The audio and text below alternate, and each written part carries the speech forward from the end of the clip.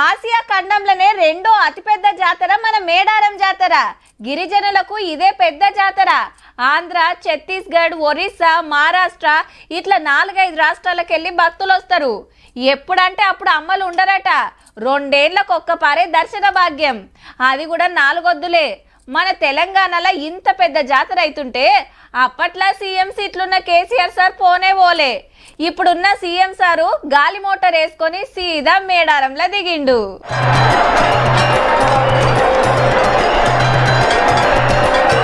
Right, అమ్మలకు నిలువెత్తు బంగారం జోకిచ్చి సమ్మక్క కాడికి పోయి మొక్కులోప చెప్పిండు.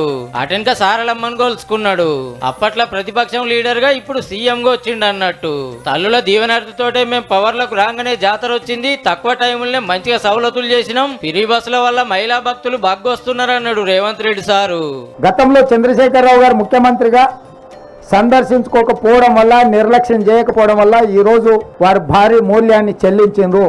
ఈ జాతరను జాతీయ పండుగ కింద గుర్తించాలని సెంటర్ వాళ్ళని ఎన్ని మాట్లాడినా చేస్తలేరని గిట్లా అన్నాడు.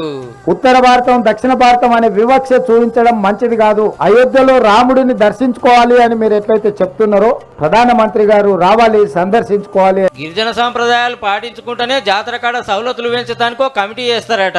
అంతకు మొదలే గవర్నర్ మేడం వచ్చి వనదేవతలకు వజనెత్తు బంగారం సమర్పించినాక సీరసారెలు నెత్తిన పెట్టుకుని సమ్మక్కకు సారలమ్మకు పూజలు చేసింది.